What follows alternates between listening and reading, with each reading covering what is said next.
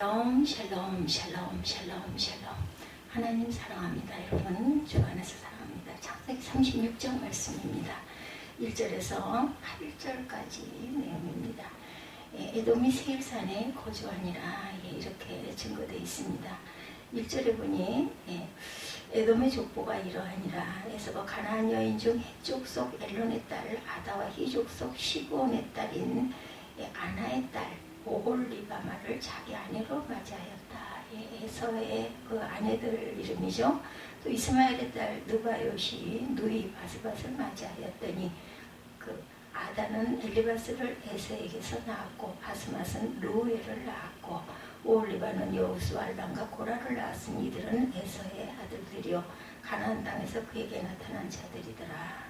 에서가 자기 아내들과 자기 자녀들과 자기 집의 모든 사람과 자기의 가축과 자기의 모인 짐승과 자기가 가나안 땅에서 모은 모든 재물을 이끌고 그의 동생 야곱을 떠나 다른 곳으로 갔으니 두 사람의 소유가 풍부하여 함께 거주할 수 없음더라.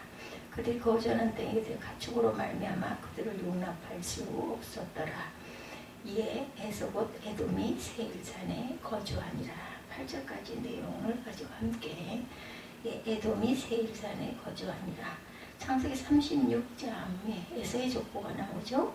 야곱의 족보를 공부해도 시원찮을 마당에 에서의 족보까지 우리가 알 필요가 있는가라는 질문이 생기기도 하지만 오늘날 많은 사람들은 그 자신들의 뿌리에 대해서 관심을 가지고 있어요. 조상들 가운데 높은 벼슬을 지닌 사람이 한 명만 있어도 가문의 영광으로 여기죠. 나는 누구누구의 후손이다 이런 이야기들을 많이 합니다. 이처럼 우리가 족보를 추적하는 이유는 이와 같은 호기심 때문이라고 말을 할 수도 있겠지만 꼭 그래서는 아니죠. 어떠한 그 흐름과 어떠한 뿌리가 있었는가, 어디에서 파생이 됐는가 이런 것들은 우리가 알고 봐야 되겠죠. 에서의 족보는 이런 호기심 때문에 기록된 것은 아니죠. 우리가 에서의 족보에서 호기심을 가져야 할 필요는 없습니다. 근데 왜 하나님은 에서라는 사람의 족보를 성경 한 장의 분량으로 자세하게 기록해 놓으셨을까요? 이유는 에서가 야곱의 형이기 때문입니다. 에서가 야곱과 관련 있는 사람이기 때문이죠. 하나님의 계획은 분명히 야곱을 통해 이루셔요. 하나님은 야곱을 통해 가나안 땅을 주시고 그 땅에 이스라엘 국가를 이루게 하시고 그 나라에 하나님의 아들을 보내시고 하나님의 아들 예수 그리스도를 통해 믿는 자를 구원하여 영생으로 또 가주는 것이 하나님의 계획입니다. 그러나 그럼에도 불구하고 하나님의 에서의 족보를 이토록 자세하게 기록해 놓으신 이유는 이 하나님의 계획에 부수적인 역할을 하기 때문이라는 거예요. 에서가 이처럼 불신자라 할지라도 하나님의 백성과 관련이 될 때는 중요한 인물로 취급이 됩니다. 바벨론 왕 느부갓네살, 페르시아 왕 고레스와 같은 인물들은 모두 불신자들이었습니다. 그러나 하나님의 백성과 관련된 인물이기 때문에 성경 속에 중요한 인물이 되었어요. 하나님의 관심은 자기 백성들에게 있습니다. 그래서 하나님은 하나님의 자녀와 연관된 인물, 부수적인 인물도 중요하게 여기시죠. 오늘 창세기 36장의 내용을 세 가지로 나눠서 생각해 봅니다. 첫 번째, 에서의 족보는 어떤 내용인가? 에서의 족보에는 발음이 어려운 이름들이 나열되고 있고 복잡한 내용들이 기록되어 있죠. 창세기 36장 1절 8절 오늘 본문이죠. 에서에게 세 아내가 있고 5 아들이 있다는 내용이 기록되어 있어요. 먼저 세 아내의 출신을 살펴보면 그 중에 2명은 가나안 7 족속 중에서 나옵니다.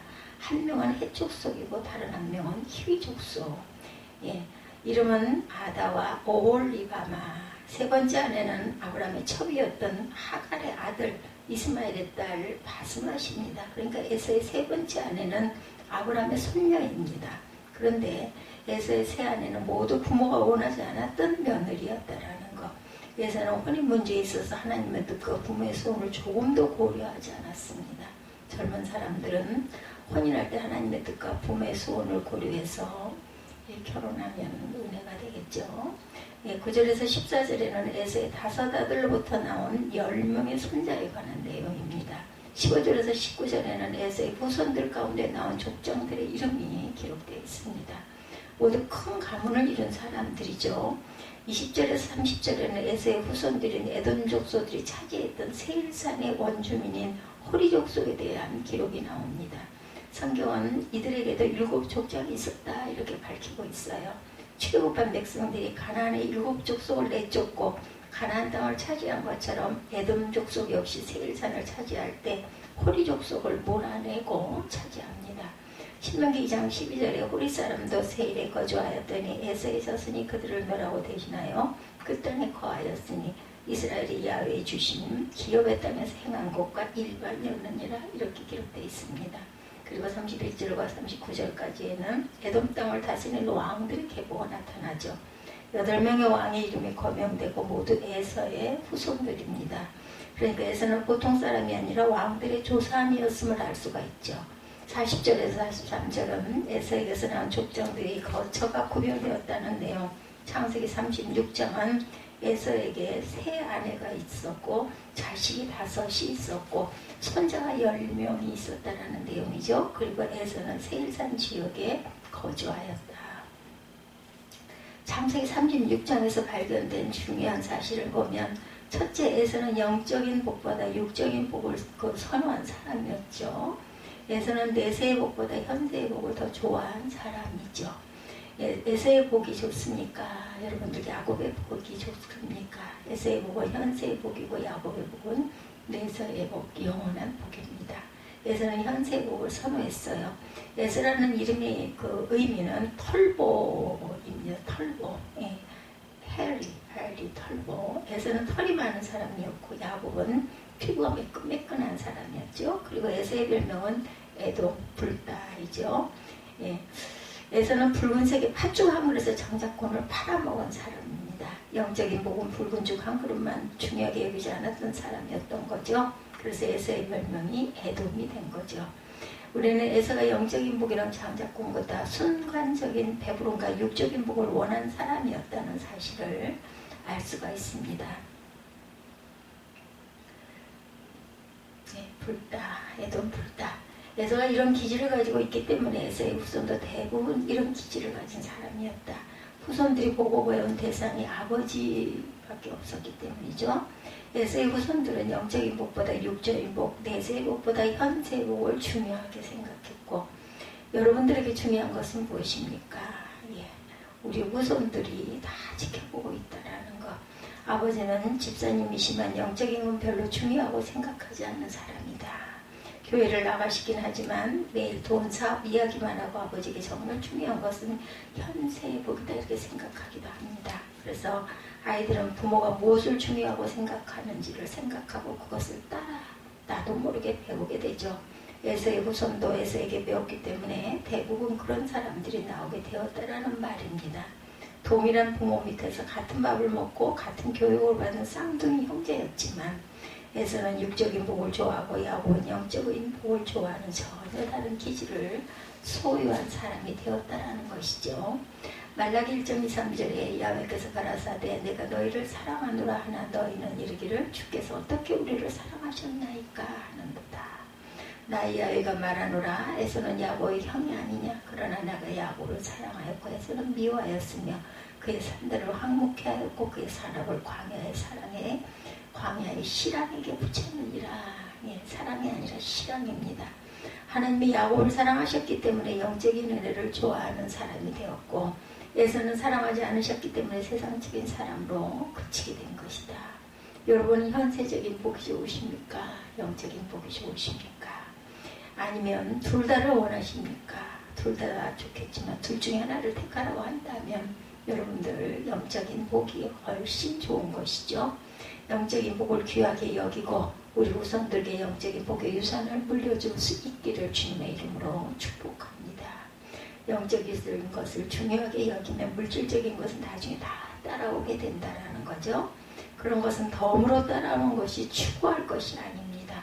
영적인 것을 중요하게 여기면 물질적인 것은 저절로 따라온다는 거죠. 둘째로 야곱은 가나안 땅에 거주하고 에서는 세일산에 살게 돼요. 이거 형제끼리 싸우지 말고 살라는 하나님의 놀라운 섭리입니다. 예, 가정이 너무 많았기 때문에 떨어져 산다라고 아까 말씀을 듣다 보니 나오죠.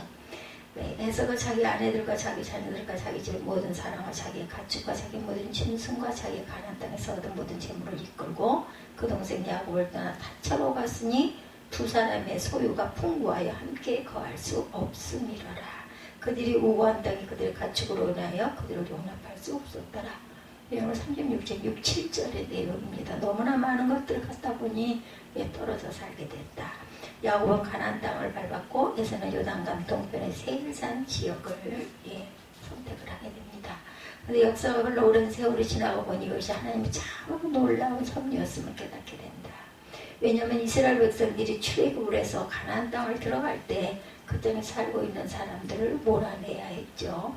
근데 만약에 에서의 후손들이 가나안 땅에 살고 있었다면 이스라엘의 전쟁을 피할 수 없는 지경이 되었을 것입니다. 하나님은 전쟁을 미리 막아주신 것이죠.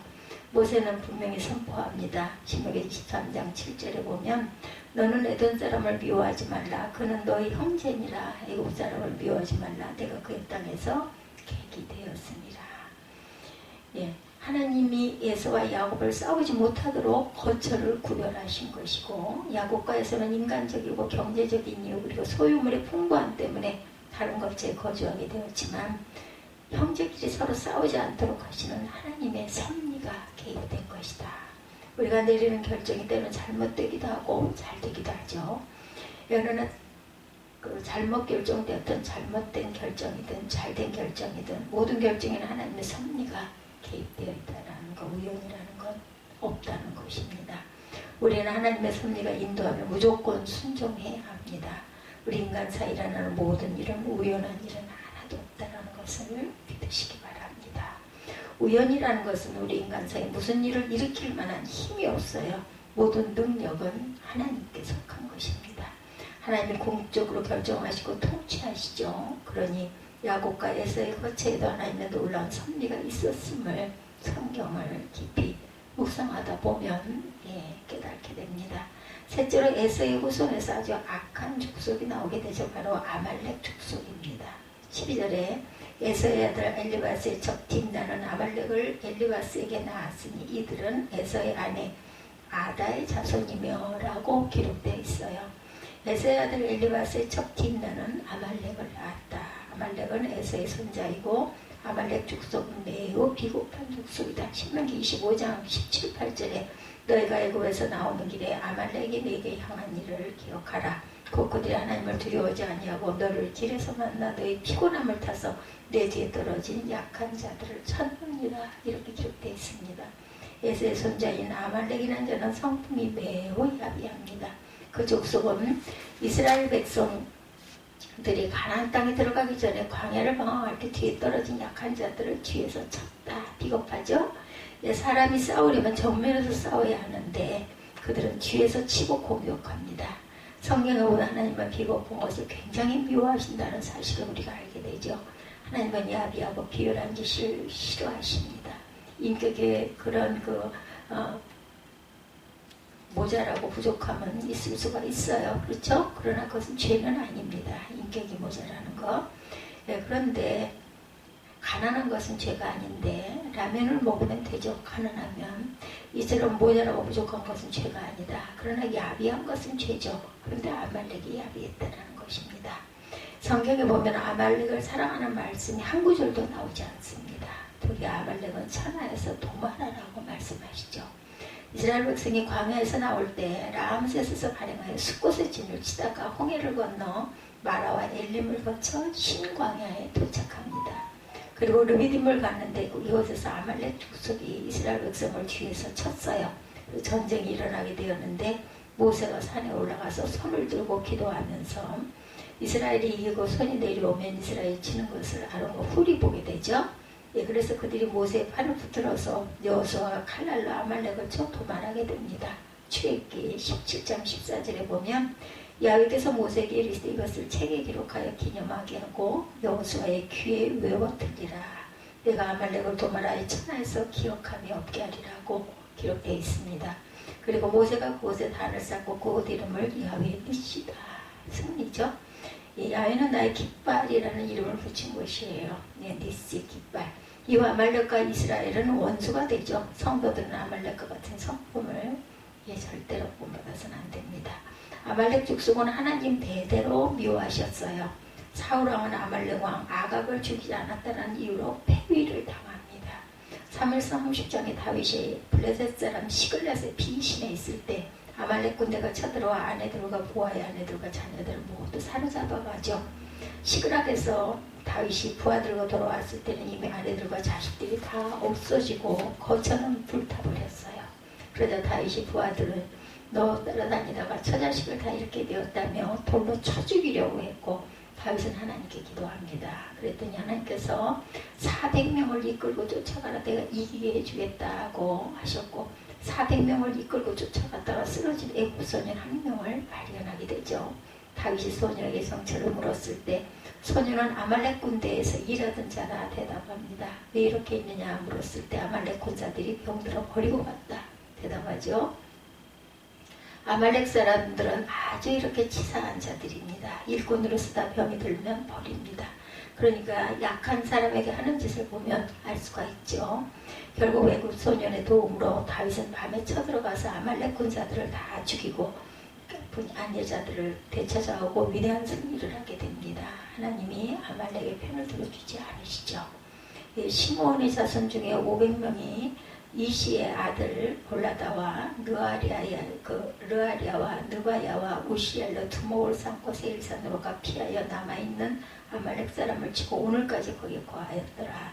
역대상 4장 23, 4절입니다. 아말렉은 히스기야 왕 때 거의 멸망을 당하게 됩니다. 그랬음에도 불구하고 살아남은 자가 바로 하만이에요. 하나가. 이 자가 페르시아에 가서 출세를 하게 되죠. 페르시아에는 귀환하지 않은 사람들은 살아남은 유대인들이 있었는데 그 가운데 한 사람이다 모르드게가 성문의 문지기가 돼서 지키고 있죠. 근데 아말렉 사람 하만이 모르드게가 인사하지 않은 것을 보고 화가 나서 그의 민족을 전멸시키려고 하죠. 그래서 제비를 뽑았더니 유대인 원력으로 12월 14일과 15일이 뽑힙니다. 그런데 그 사이에 하나님이 역사하시죠. 에서가 아수르 왕의 왕비가 되고 죽으면 죽으리라 나아가서 자기 민족 유대인들을 살려달라고 왕에게 구하게 되죠. 그래 결국 모르드게를 죽이려고 자기 집에서 세웠던 나무에 하만이 달려 죽게 되고 유대인들을 죽이려던 7만 5천 명이 완전히 살육을 당하는 날이 되죠. 그래서 유대인들은 이날 두고 부림절이라고 부림절의 그 탄생을 합니다. 부림은 제비를 의미합니다. 그러므로 부림절은 슬픔이 변하여 기쁨이 된 날, 애통이 변하여 길한 날이 된 것을 기념하는 절기가 되죠. 하나님의 자녀들은 아주 대단한 사람들입니다.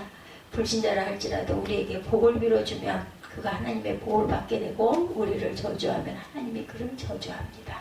왜 이런 복을 받아요? 이것이 바로 하나님의 아브라함에게 주신 복이기 때문이죠. 너를 축복하는 자에게는 내가 복을 내리고 너를 저주하는 자에게는 내가 저주하리라.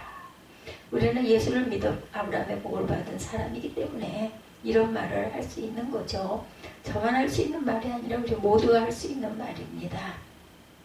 너를 축복하는 자에게 내가 복을 내리고 너를 저주하는 자에게는 내가 저주하리라. 창세기 12장 3절입니다. 에서의 후손, 아말렉, 에서의 후손이죠. 우리에게서 이런 악한 자녀들이 나오지 않도록 해야 합니다. 에서의 족보를 통해서 하나님이 말씀하시는 그 교훈은 무엇일까? 세 가지죠. 첫째, 하나님은 심지어 불신자에게 하신 약속도 지키시는 신실하신 분이다. 에서에게 하신 약속도 지키시죠. 에서가 어떻게 왕조의 조상이 되었고 어떻게 그 나라를 세운 사람이 되었어요? 이것은 이삭이 받은 복이기 때문입니다. 창세기 17장 39절에 40절에 보면 그 아비 이삭이 그에게 대답하여 가르되 너의 주소는 땅에 기름짐에서 뜨고 내리는 하늘 이슬에서 뜰 것이며 너는 칼을 믿고 생활하겠고 내 아우를 섬길 것이며 내가 매임을 벗을 때에는 멍에를 내 목에서 떨쳐버리리라 하였더라. 이렇게 기록되어 있습니다. 칼을 믿고 생활할 것이라는 말은 나쁜 표현이 아니죠. 군사적인 힘을 갖게 된다는 말입니다. 어느 국가든 군사력이 강하다는 것은 경제력이 있다는 의미이고 과학이 발전했다는 것을 의미합니다. 군사력은 돈과 과학, 인력의 집중체이기 때문이죠. 그러니까 에서의 군사력이 강해질 것이라는 말은 경제력도 있고 인적 자원도 있고 과학도 발전하여 세상의 현세적인 복을 받을 것이라는 의미입니다. 하나님의 에서에게 너는 칼을 믿고 생활할 것이다 하고 한마디 말씀을 해주시고 얼마나 풍성하게 복을 주셨어요. 하나님은 언약의 대상이 아닌 백성에도 약속을 지키시는 분이시고 언약의 대상이 아닌 백성에게도 복을 주시는 하나님. 하물며 예수를 믿고 하나님의 자녀가 된 우리는 얼마나 더 큰 복을 주시겠습니까? 고린도서 1장 20절에 하나님의 약속은 얼마든지 그리스도 안에서 이해가 되니 그런즉 그로 말미암아 우리가 아멘하여 하나님께 영광을 돌리게 되느니라. 이렇게 기록되어 있습니다. 하나님은 에서와 같이 지옥에 갈 사람에게도 약속을 해주시고 복을 주셨는데 예수 믿는 사람에게 복을 주시지 않을 리가 없죠. 그러므로 하나님이 불신자들에게 복을 주신다는 말씀은 우리 신앙적인 사고에 큰 유익을 주는 말씀입니다. 불신자들도 복을 받게 하신 하나님을 믿는 우리에게 왜 복을 주시지 않겠는가? 이사야 49장 15절입니다. 여인이 어찌 그 젖먹는 자식을 잊겠으며 자기 태에서 난 아들을 긍휼히 여기지 않겠느냐? 그들은 혹시 잊을지라도 나는 너를 잊지 아니할 것이라 내가 너를 내 손바닥에 새겼고 이렇게 말씀합니다. 하나님이 우리 이름을 수시로 보시고 매일 기억하신다라는 말씀이죠. 손바닥에 지워지는 펜으로 쓴 것이 아니라 지워지지 않게 칼로 새겨 놓으셨다라는 의미입니다. 우리는 하나님의 복받은 자녀들이에요. 이스라엘이여 너는 행복자로다. 야외 구원을 너같이 얻은 백성이 누구뇨? 신명기 3장 29절입니다. 둘째, 악인이 세상에서 형통해도 종말과 내세에 너는 멸망한다라는 진리입니다. 에서와 야곱을 비교해보면 에서가 현세적으로 성공했어요. 국가를 이루었고 왕들이 배출됩니다. 에서는 큰 인물이 되죠. 이에 반해 야곱은 양이나 염소를 끌고 다니는 시골 농부였습니다. 시골의 목자에 불과했죠. 애들은 많이 낳아 먹여 살리느라 고생했고 현세에서는 에서가 야곱보다 더 화려하고 부유한 인생을 살았어요. 그러나 우리에게는 현세만 있는 게 아니라는 것. 종말과 내세가 있고 영혼도 있습니다. 에서는 현세를 살다 개인적인 종말을 맞고 지옥에 떨어지게 되죠. 지금 에서는 지옥에 있습니다. 야곱은 험한 세월을 보내었는데도 그의 영혼은 천국에 있다라는 것. 천국에서 복을 누리고 있습니다. 세상에서 좀 고생하더라도 천국에 가는 게 낫겠습니까? 아니면 세상에서 조금 누리다가 지옥에 가는 게 낫겠습니까? 시편 73편을 기록한 아삽의 고민도 바로 그것이었어요. 아삽은 찬양 대장이었는데 하나님의 아침마다 때리시고 저녁에도 때리셨어요. 아삽을 보니 악인들이 현세에 잘되고 형통하다는 것을 보게 됩니다. 나는 매일같이 충성해도 아침 저녁마다 때리시고 악인들은 저렇게 형통합니까? 라고 항변하죠. 그러자 하나님께서 말씀하고 아삽은 깨닫습니다. 시편 73편 19절에 저희가 어찌 그리 좋을지 황폐되었는가 놀램으로 전멸하였나이다. 칼비는 에서의 영광을 멋진 무덤의 영광이다 이렇게 표현합니다. 우리는 말 한마디를 하더라도 돈 한 푼을 쓰더라도 현세만 생각하지 말고 내세의 영혼을 생각하며 행하시기 바랍니다. 셋째, 그리스도인들이 불신자들과 다른 것은 사고의 범위가 영혼까지 이르고 있다는 것이죠. 에서의 후손들 가운데도 하나님의 택한 백성이 있었어요. 갈렙입니다. 민수기 32장 12절에 다만 그나스 사람 여분네 아들 갈렙과 눈의 아들 여호수아는 볼 것은 야훼를 온전히 순종하였음이라 하시고 라고 기록되어 있어요. 그나스가 누구입니까? 창세기 36장 15절에 보면 에서의 자손 중 족정은 이러하니라. 에서의 장자 엘리바스의 자손에는 대만 족정, 오말 족정, 수고 족정, 그나스 족장과 라고 기록되어 있습니다. 그나스는 에서의 손자였어요. 에서의 손자 중에 아말렉 같은 사람도 있었지만 그나스 같은 사람도 있었다. 그나스의 후손에서 나온 사람이 갈렙입니다. 갈렙의 이름의 의미가 개예요. 개. 그런데 개는 나쁜 점도 있지만 좋은 점도 있죠. 바로 주인에게 충성합니다. 갈렙은 야훼에게 충성하기에 개가 주인에게 충성하듯이 결국 가나안 땅에 들어가는 두 사람 가운데 한 사람이 되죠. 이것은 하나님의 주권입니다. 하나님의 택하심의 은혜가 바로 이런 것이라는 것. 무당자손 가운데 하나님의 종이 나올 수도 있고 악한 사람들 후손 중에서 훌륭한 사람이 나오기도 합니다. 공산주의 국가에도 하나님의 백성이 있을 수 있고 이슬람 국가에도 하나님의 택한 백성이 있을 수도 있어요. 이것이 바로 하나님의 주권이자 은혜라는 것. 우리 조상들은 에서 못지않은 불신자들이었죠. 에서의 가치관 이상이 아니었습니다. 우리의 조상들이 예수와 무엇이 다릅니까? 현세적인 것을 구하는 것밖에 더 바라는 것이 있었을까? 예수하고 가치관이 크게 다르지 않습니다. 우리가 그런 조상의 후손이죠. 근데 하나님이 우리에게 구별된 은혜를 주셨어요. 갈렙이 받은 은혜와 우리가 받은 은혜가 바로 이런 구별된 은혜라는 것, 놀라운 하나님의 은혜입니다. 영적인 은혜와 복을 받는 우리 자손들에게 위대한 영적인 복을 유산으로 남겨줄 수 있기를 주님의 이름으로 축복합니다. 창세기 36장 1절에서 8절에 에돔이 세일산에 거주하니라, 이런 내용으로 에돔의 그 에서의 그 족보 후대에 그나스의 족보에서 갈렙과 같은 사람도 나온다라는 것, 하나님의 귀한 은혜와 섭리, 우연한 일은 없다는 것을 잊지 말고 현세국에 연연하지 않는 저와 여러분이 되시기를 주님의 이름으로 축복합니다.